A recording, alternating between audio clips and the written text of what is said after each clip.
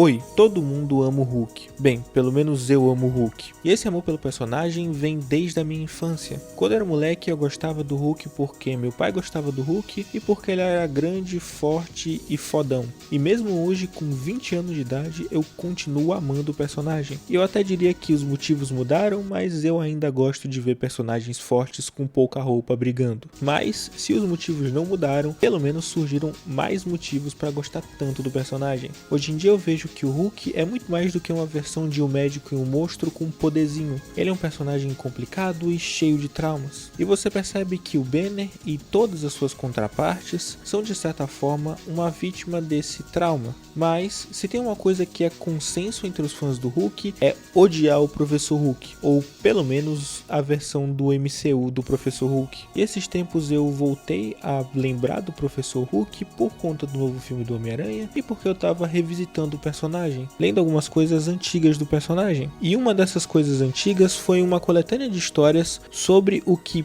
provavelmente dá para se dizer ser a primeira versão do Professor Hulk. Felizmente eu me surpreendi positivamente percebendo que essa versão não é nem perto de tão irritante quanto a do cinema. Então, já que eu tô lendo essa história de qualquer jeito, eu gostaria de fazer um vídeo para vocês explicar por que essa versão aqui, inicial do que seria o Professor Hulk, é bem mais interessante do que a gente tem hoje.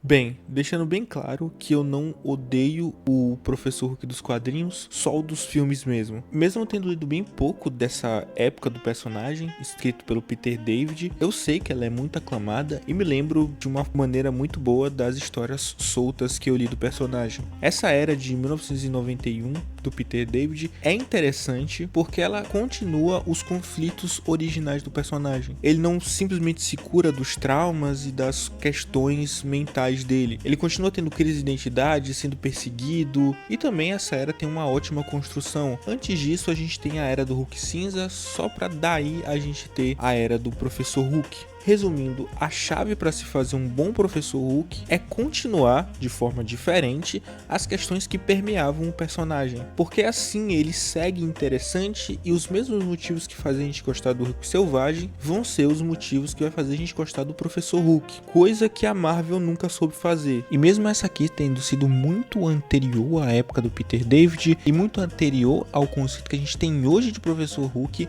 desde aquela época eles sabiam como fazer essa ideia de Banner controlando o corpo do Hulk ser interessante e sabiam como manter os conflitos ativos, mas para isso ainda falta. Vamos começar do começo. Em 1962, o Hulk teve a primeira revista dele. Essa revista durou 6 edições e acabou sendo cancelada por falta de sucesso. Apesar disso, o Hulk continuava fazendo muito sucesso quando aparecia em histórias de outros personagens, ou em grupos como os Vingadores, por exemplo. Então os roteiristas resolveram insistir no personagem e começaram a publicar ele na Tales to Astonish. Essa história que eu vou comentar agora foi publicada em 1965. E ela não só tem a primeira ideia que seria o Professor Hulk, como ela também tem a primeira aparição do líder, tem o Hulk viajando para outro planeta e lutando contra um alienígena, e tem o Hulk indo para o futuro. Então essa história é muito louca, mas para tudo isso ainda falta.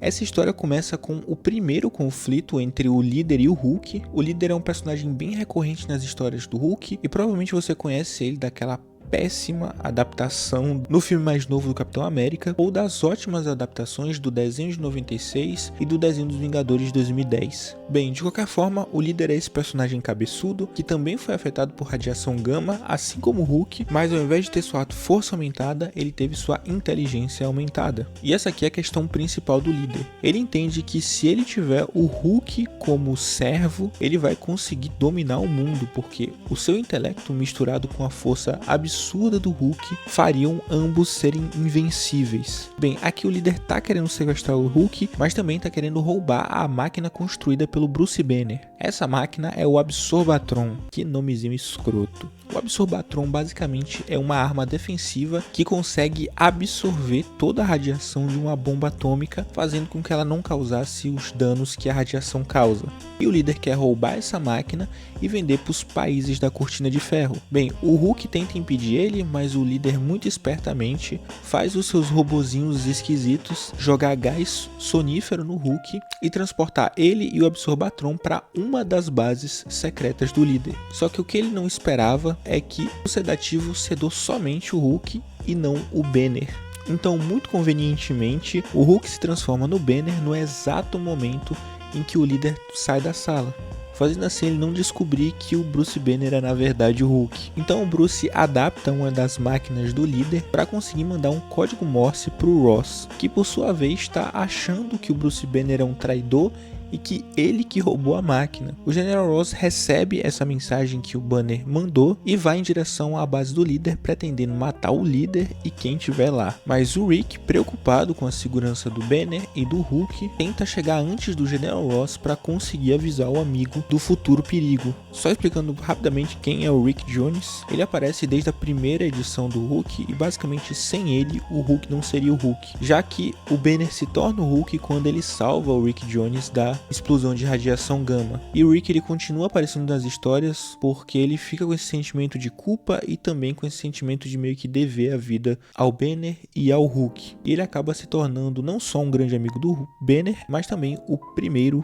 e melhor amigo do Hulk. Enquanto isso, na base do líder, o líder percebe que o Hulk conseguiu escapar e resolve dobrar a dosagem do sedativo. Esse sedativo novamente só seda o Banner e faz o Hulk acordar. Hulk esse que acorda putaço, querendo comer rabo de homenzinho verde. Ele começa a travar uma batalha com o líder e o líder acaba conseguindo dar um tiro no Hulk, um tiro com moléculas super concentradas, seja lá o que caralho isso signifique. E o Hulk, por estar meio fraco, ele acaba não conseguindo se curar direito e depois de conseguir destruir o Absorbatron, acaba perdendo a consciência e voltando a ser o Banner e ficando à beira da morte. Por sorte, o Rick Jones consegue salvar ele e levar ele até o laboratório do Bruce Banner. Lá ele percebe que só vai conseguir trazer o Banner de volta se o Hulk aparecer. Então ele bombardeia o Bruce Banner com uma porrada de raios gama, conseguindo assim trazer o Hulk de volta. Porém, o Hulk volta com a personalidade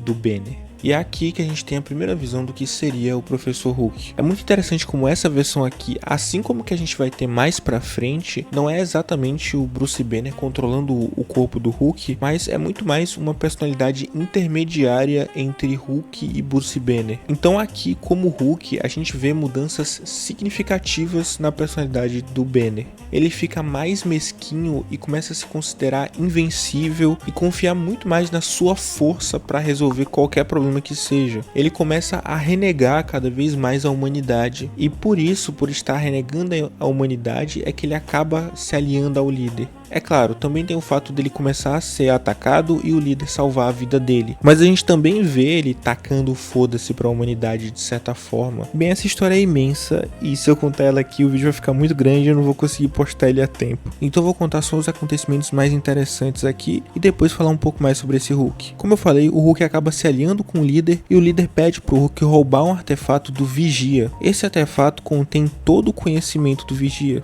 E como o Vigia não pode intervir no que os mortais fazem, ele não faz nada para impedir o Hulk de roubar esse artefato. E depois de cair na porrada com outro monstro que também queria esse mesmo artefato, ele acaba conseguindo roubar esse objeto e levando até o líder. Mas o conhecimento do Vigia é demais até mesmo para o cérebro gigante do líder. E por isso o líder acaba ficando incapacitado. E depois o Hulk acaba descobrindo que o Rick Jones está preso por sua culpa, porque eles estão achando que o Rick Jones está aliado com o Hulk, o que é verdade. Bem, o Hulk vai em direção à base para tentar salvar o seu amigo e lá ele é bombardeado pelos soldados por uma das bombas criadas por Banner. A grande questão é que o que eles não sabiam é que essa bomba não era exatamente uma arma de destruição, mas sim uma arma que supostamente levaria aquele que foi atingido por ela para o futuro. E é exatamente isso que acontece. Enquanto o Hulk tá num futuro distópico, tendo que lutar contra um Asgardiano que tá governando aquele mundo, o Rick acaba contando que o Bruce Banner é o Hulk. Esse quadrinho aqui é muito bom. Ele sabe fazer de uma forma muito boa essa ideia do Professor Hulk. O Hulk ele é muito baseado em duas obras diferentes, O Médico Monstro e Frankenstein. E aqui nessa história ele tá muito mais puxado pro Frankenstein.